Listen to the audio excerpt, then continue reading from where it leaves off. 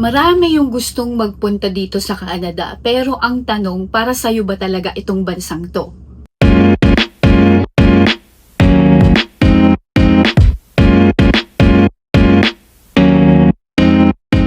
Hi everyone! Welcome back to another video. So ayan, if you guys are new, ako po ulit si Arlene at welcome sa isa na namang araw ng usapan, talakayan, diskusyunan at palitan ng opinyon, 'di ba? So yung ganung intro, 'di ba?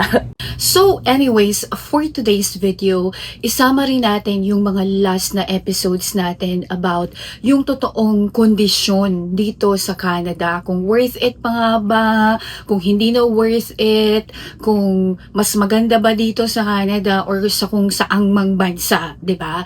So marami sa inyo nag-share ng inyong mga opinions at mga sariling opinion at mga experience ng mga taong kakilala ninyo.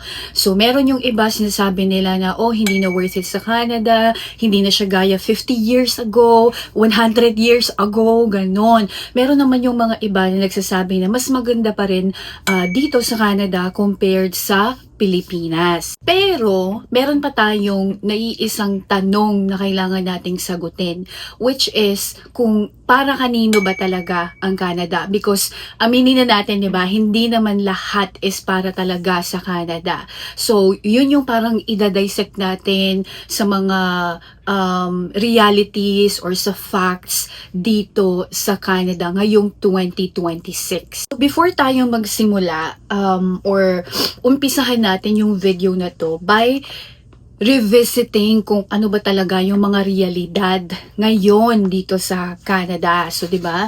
Nakikita nyo yung aking kodigo, ang aking script.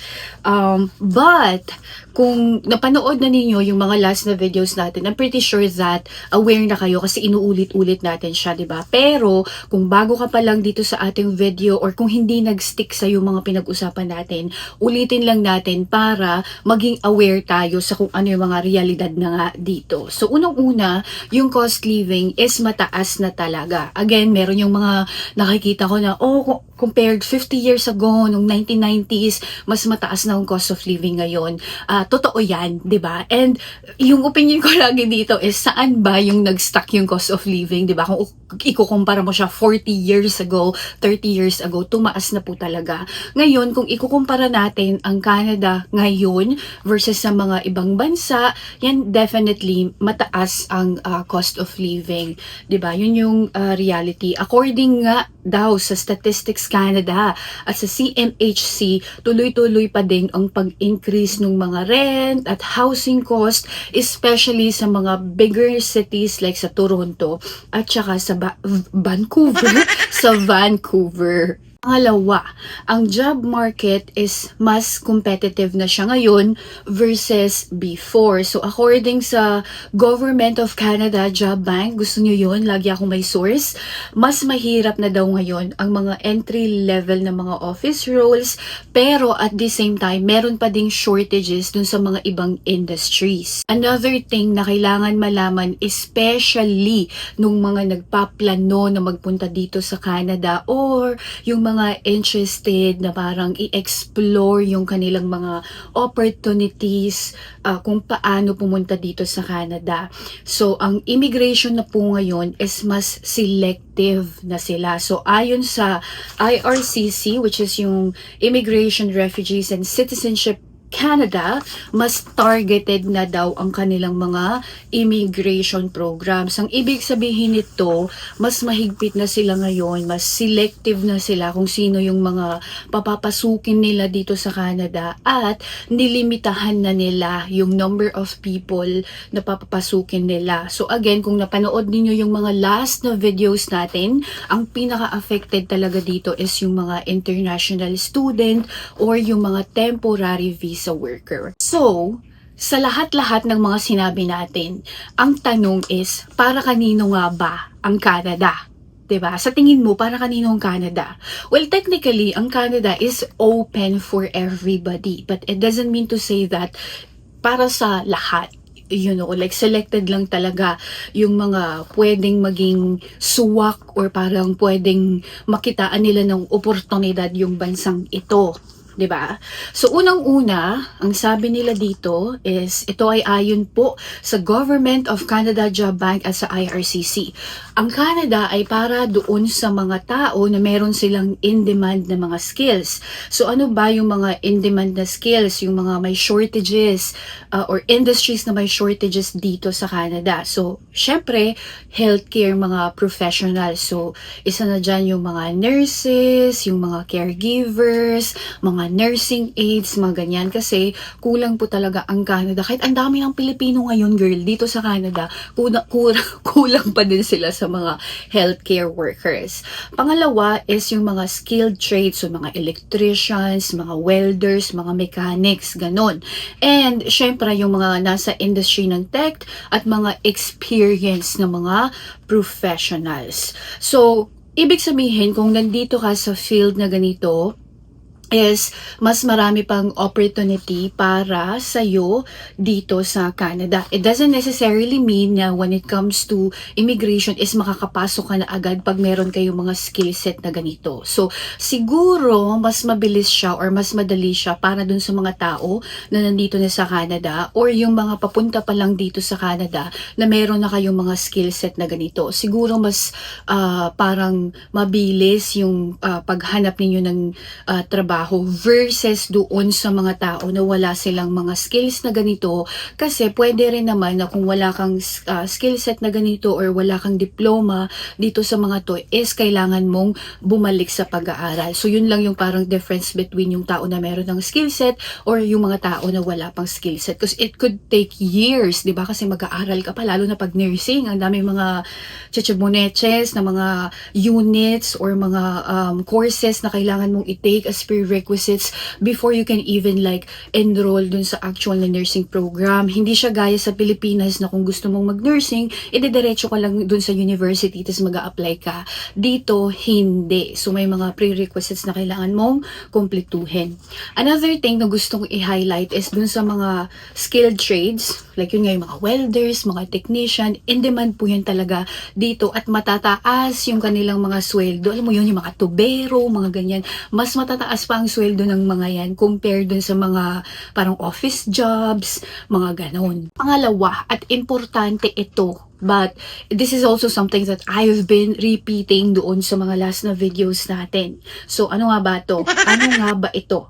So, this is or ang Canada is also para dun sa mga tao na handang magsimula ulit, 'di ba? Kasi nga ia-uproot mo yung buhay mo sa kung saan ka man galing, sa Hong Kong, sa Pilipinas, sa Saudi, sa Dubai, or kung nasaan pa man 'yan. Pupunta ka dito sa Canada, kailangan mong magsimula ulit. Ibig sabihin, magsisimula ka sa mababang sweldo or dun sa industries or job positions na hindi naman talaga linya mo, 'di ba? Meron nga 'di ba, sabi ko, yung iba nagsisimula talaga sila sa mga fast food, like sa McDo, sa Tim Hortons, habang either nag-aaral sila or parang kinu-convert nila yung kanilang pinag-aralan, or parang tawag dito, they're on the way or in the process of looking for yung trabaho na gusto naman talaga nila hanggang sa tumaas na yung sweldo mo. So, ang success po dito sa Canada, and this applies sa kahit na saang bansa ka pupunta,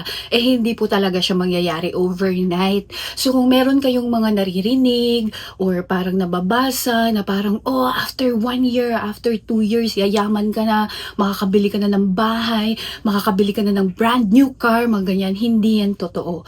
Well, it could be true dun sa mga ibang tao. I don't know, nanalo sa loto or natsyempohan na yung kanyang unang trabaho maganda naman talaga, or meron siyang ipon or nakapag-ipon, pwede. Pero hindi siya nangyayari sa lahat. You have to be willing to start all over again and start from scratch. Minsan talaga, lulunukin mo yung pride mo, iiyakan mo talaga yan, girl, hanggang sa eventually, makuha mo na yung gusto mong career, buhay, sweldo, gano'n. nun. Saka, isa pang realidad na hindi masyadong pinag-uusapan is dapat hindi ka choosy pag nagpunta ka dito. And I feel like karamihan sometimes na hindi sila nagpo-prosper or hindi nagiging successful yung buhay nila dito sa Canada is yun yung mga tao na parang, hindi, gusto ko manager na ako agad or gusto ko ganito na agad yung trabaho ko, right? Hindi talaga siya mag-work. Dapat, like, hindi ka choosy. Kung ano yung opportunity na nasa harapan mo, i-grab mo na muna yan temporarily until such time na dumating yung gusto mo talaga or pagtrabahuhan mo kung ano yung gusto mo talaga. 'Di ba? Yung iba nga, parang nagdo-double job muna sila, tatlo-tatlo yung trabaho nila para lang mapunan yung income na kailangan talaga nila para ma-afford nila yung mga bilihin at saka yung mga isa pa dagdag gastos is yung mga pagpapadala sa Pilipinas, 'di ba? May mga pamilya na pinapakain, pinapaaral, sinusuportahan sa Pilipinas. So wag muna yung mga ego ang ating inuuna. Ang kailangan nating gawin lalo na dun sa mga bago or dun sa mga gustong magpunta dito is that you have to build yung foundation mo muna, right? Wag ka muna masyadong nakatingin dun sa dun sa finish line. Umpisahan mo muna yung foundation mo and then, darating din yan. Maging patient ka lang at saka pagtrabahuan mo talaga. So another thing, according sa IRCC, na karamihan doon sa mga nagiging successful na new immigrants dito sa Canada is yung meron mga support system. So anong ibig sabihin nun? Either meron ka ng family dito or meron kang mga friends, partner, or community, 'di ba? So hindi naman talaga lahat ng pupunta dito is meron ka ng family, kasama mo yung partner mo, or meron ka ng friends. So ang pwede natin gawin is to check yung mga available na mga komunidad or community na pwede mong pasukan. And actually, isa yan dun sa mga ginagawa ng mga ibang Pilipino dito, like looking for Filipino na mga organizations na pwede mong salihan. Yung iba, napupunta sila sa simbahan. Yung iba, napupunta sa bisyo. Yun yung community nila. But that's for another day na topic. Kung gusto niyo yung topic na yun, pag-usapan din natin next time. But anyways, going back doon nga, importante talaga na meron kang support system kasi syempre, yun nga, iba yung buhay mo dito, right? And lalo na pag winter, iba talaga yung pasok ng lungkot. So kung wala kang nakakausap, mga ganyan, mahirap talaga siya. Although, maganda rin na yung support system mo is hindi necessarily dito, but yung family kung nasaan man sila, right? Good thing is that yung technology ngayon is talagang advanced na. So, kung wala ka pa mga friends or kakilala dito sa Canada, then you can take advantage of yung mga Messenger, mga Viber, mga ganyan para meron kang nakakausap. But, it's also important for you na gumalaw. Meaning to say, kailangan mong mag-effort in order for you to widen yung network mo. Kasi, isa sa mga rason kung bakit yung ibang tao ayaw na nila sa Canada or umuwi sila kasi wala talaga silang social life or wala silang parang yun nga mga friends or kakilala dito sa Canada. Kasi mahirap talaga pag wala kang mga kausap. Okay, so yung last is ito ay ayon po sa Statistic Canada. Yung Canada ay para pa daw doon sa mga tao na meron silang long-term na mindset. Diba? Ipag-connect natin siya doon sa previous na point natin about being willing na mag-start all over again. So, eto is that kung meron kang mindset na okay lang na eto muna yung start ko ngayon, but in the long run, eto yung parang plano mo, right? Magkaroon ng bahay after, I don't know, a few years, maging PR, maging citizen, at mas maging stable, then because meron kang goal, diba? Meron kang purpose, then pwedeng mag-work sa'yo yung pagtira dito sa Canada. And yun nga, according sa Statistics Canada, mas nagiging stable ang mga immigrants daw after several years, hindi agad-agad. So, yun nga, patience talaga, girl. Hindi talaga yung parang, porke nasa Canada ka na maayos na agad ang buhay mo. Hindi po iyon ang totoo. At kahit na yung mga nakikita ninyo na matatagal na dito sa Canada, 20 years, 30 years, 40 years na sila dito sa Canada, kahit naman na mas nauna sila dito sa Canada, hindi rin naman nila na-achieve yung success nila, right, overnight. Talagang trinabaho din nila, marami din sila mga sakripisyo, sakripisyo at talagang kailangan mong gumalaw, gawin yung mga kailangan mong gawin in order for you to achieve your dreams. Well, it's the same thing right now, right? Hindi naman pupunta ka dito agad is that magtatrabaho ka na agad sa isang magandang kumpanya or mataas na agad yung sweldo mo, di ba?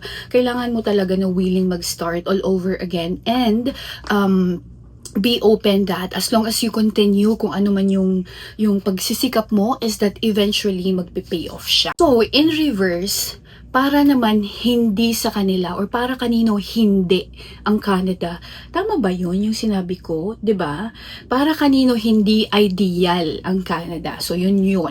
Because again, ang reality is that hindi naman talaga para sa lahat ang Canada and that's completely okay, 'di ba? Yun nga, kung ikaw gusto mong mabilis agad na yumaman or maging successful, ayaw mo ng malamig na klima ng winter, 'di ba? Yung culture shock, ganyan. Ayaw mong i-adjust yung lifestyle mo at wala kang emergency fund and umaasa ka lang dun sa mga nakikita mong success stories sa social media. Then unfortunately, yung Canada is hindi sa'yo because ang reality is that mahirap naman po talaga kung magsisimula ka ulit. And again, it doesn't just apply sa Canada, but every time na umaalis ka sa dun sa Pilipinas or sa kung saan ka man galing na bansa, kailangan mo talagang mag-adjust, girl. Kailangan talaga na magsimula ka ulit, 'di ba? Kasi ang reality is hindi naman talaga lahat din ng nagpupunta dito sa Canada is nagiging successful sila or nagwo-work yung Canada para sa kanila. Sinasabi ko kanina na eventually magpe-pay off, but unfortunately meron din yung mga tao na 20 years na sila dito, 30 years na sila dito, pero parang kung titignan mo, parang bakit nandun pa rin sila, 'di ba? So at the end of the day, kailangan mo din na samahan talaga ng sarili mong diskarte at sipag. Hindi yung ngawa lang tayo ng ngawa, reklamo lang ng reklamo, or nag-aantay kung kailan tayo yayaman, pero wala ka namang ginagawa. Isa na dyan is yung mga parang, gusto kong, like mataas yung sweldo ko in the future, ganyan. Pero paano naman tataas ang sweldo mo if you're not willing na, I don't know, dagdagan yung skill set mo, magkuha ng mga certificates, or umalis dyan sa trabaho na mababa ang iyong sweldo, 'di ba? Kailangan mong magkaroon ng initiative na gumalaw para maging tayo, girl, maging successful tayo. Ganon. Tapos dun sa mga previous na videos natin, marami pa akong mga nakikita na mga bagong comments na sinasabi nila na parang hindi na worth it ang Canada, super mahal na talaga, ganun. Well, kanya-kanya talaga tayo ng perspective and talagang totoo naman yun na nagmahal na talaga.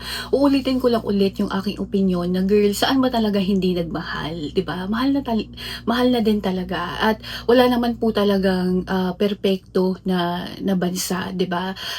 Syempre, kung aalis ka sa Pilipinas or pupunta ka sa mga ibang bansa, ang advantage talaga niyan is that merong mga bagong opportunities na pwedeng mas maging available sa'yo or parang mas mawawiden yung opportunities for us. Because aminin na natin yung totoo, walang masyadong opportunities sa Pilipinas and that's why ang daming umaalis sa Pilipinas. Kung ganda lang ng buhay, masarap naman po talaga sa Pilipinas, 'di ba? Maganda ang weather, nandun yung mga family natin, friends natin, at saka familiar tayo doon. Hindi na natin kailangan mag-start all over again. Pero kung ikaw is meron kang plano or gustong gawin sa buhay mo, ang pangingibang bansa talaga is isa sa mga ways na you can go ahead and take advantage of, 'di ba? Para makaipon ganyan and then eventually kung gusto mong umuwi ng Pilipinas, pwede rin naman. Sa other perspective naman, 'di ba? Meron yung mga nagsasabi na worth it talaga dito sa Canada, ganyan, or para sa kanila ang Canada kasi parang nakita nila yung success dito, gumanda yung buhay nila, guminhawa ang buhay nila, ganyan. So, basically, iba-iba talaga ang ating mga experiences. But at the end of it all, hindi lang tayo magre-rely, 'di ba? Kung nasaan kang bansa, kung gusto mo talaga na guminhawa ang iyong buhay, 'di ba? Then you have to move. And at the end of the day also, iba-iba nga tayo ng goals at kung ano yung gusto nating tahakin sa buhay. So kung ano yung parang feeling mo is mag-work sa'yo, then go girl, support ako sa'yo. But anyway, so thank you so much again for watching today's video. Sana nag-enjoy kayo sa ating series about dito sa mga, realidad dito sa Canada. keep yung mga comments ninyo coming kasi feeling ko maraming mga curious talaga dito sa topic na to, para lang din ma-share natin yung ating mga experiences dun sa mga tao at malaman nila ano ba talaga ang realidad ngayon, 'di ba? Ang advice ko lang dun sa mga interesado na magpunta dito sa Canada or mga ibang bansa for that matter, wag lang kayong magre-rely dun sa mga experiences ng mga ibang tao.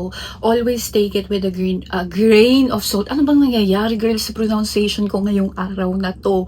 Feeling ko kailangan ko na kumain kasi hindi pa ako kumakain. But anyways, yun nga, always take yung mga advices or yung mga experiences or comments with a grain of salt. Kasi, you always, at the end of the day, ikaw yung gagawa ng sarili mong kwento. Ganon. So, yun lang siya. But anyways, thank you so much again for watching this video. Kung hindi ka pa nagsusubscribe, please make sure to subscribe and let me know sa comment section kung ano yung nagustuhan mo dito sa video na to. Agree ka ba sa lahat ng mga pinagsasabi ko? Hindi ka ba agree? This is a free space, so you can go ahead and share yung inyong mga thoughts and opinions. Anyways, thank you so much again for watching and I'll see you then sa next na video natin. Bye!